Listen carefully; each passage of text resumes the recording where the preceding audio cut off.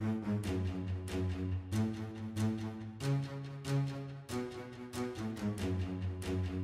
conférence, je voudrais aborder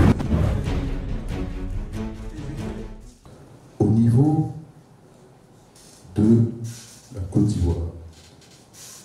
On va parler de technologie,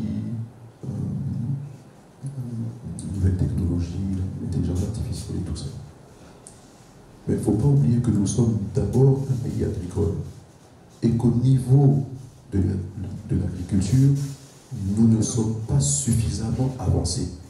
Il y a encore beaucoup de choses à faire au niveau de l'agriculture simple. Pas que l'agriculture d'exportation, mais aussi le vivrier et tous ceux qui en découlent dans l'industrie alimentaire. Trop de perditions. Aujourd'hui, beaucoup d'Ivoiriens se rendent compte que le panier de la ménagère est cher, le kilo de tomates est cher, ainsi de suite. Il y a tout ce volet logistique-là qu'il faut repenser. Et personne, aujourd'hui, ne fait attention à ça.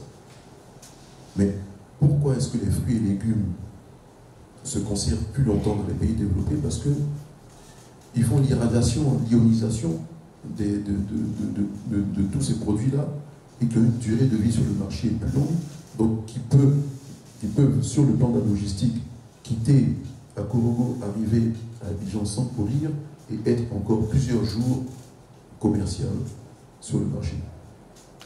Et nous, on ne le fait pas.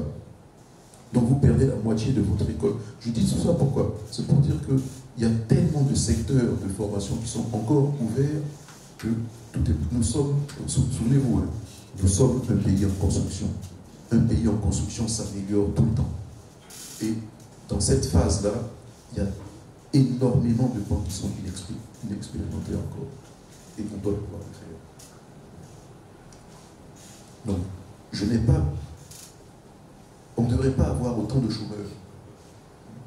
Parce qu'en démultipliant ces initiatives, ces activités, vous allez voir que ça va susciter d'autres formations et susciter d'autres initiatives d'entreprise. C'est pour ça que j'en parle comme ça. Aujourd'hui, il n'y a pas assez d'économie, il n'y a pas assez d'initiatives économiques, il n'y a pas suffisamment d'entreprises pour répondre à la problématique de l'emploi. Or, c'est notre défi pour demain. Sinon, on va avoir encore nos frères et sœurs qui vont prendre les risques pour traverser l'océan, mourir, avoir une chance infime d'arriver en Europe. L'Europe est déjà construite. C'est ici le vrai défi. C'est ici le vrai défi. Qui mettent à disposition de tous les centres de formation leur modèle de véhicule et les jeunes qui travaillent dessus. Et nous, on importe toutes les épaves du monde. On continue de les réparer ici. Elles vont pourrir en Afrique. Ailleurs, ils sont en train de passer à autre chose. Avec des véhicules hybrides, des véhicules tout électriques et tout ça. Donc, nous-mêmes, on crée notre propre retard. On ne peut pas faire du neuf avec du vieux. Je suis désolé. La force des pays en construction, c'est l'avantage de l'arriération. C'est-à-dire que vous êtes tellement en arrière que pour vous moderniser, vous passez directement à la technologie la plus moderne. Donc vous faites un bond technologique plus important qu'un pays développé. Sauf nous.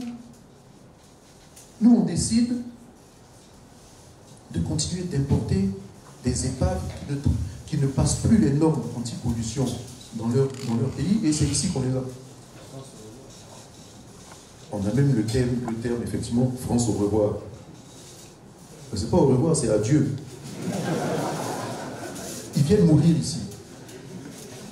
Et ils sont passés à autre chose.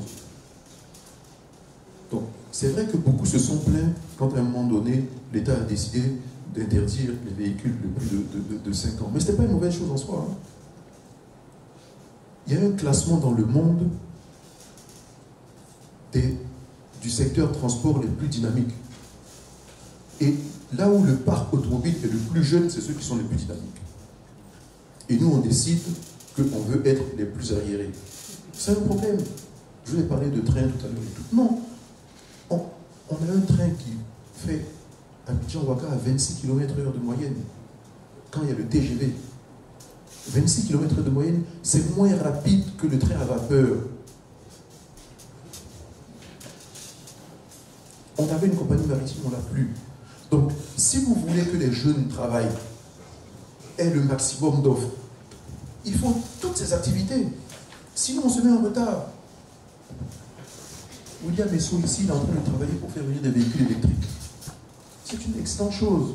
C'est l'avenir, je pense. Il y en a qui pensent que pour l'Afrique, c'est trop tôt. Mais trop tôt par rapport à quoi? On a commencé avec la Malaisie, tous ces pays-là, ils lancent des satellites. Et nous, on est assis là. On ne veut pas le faire.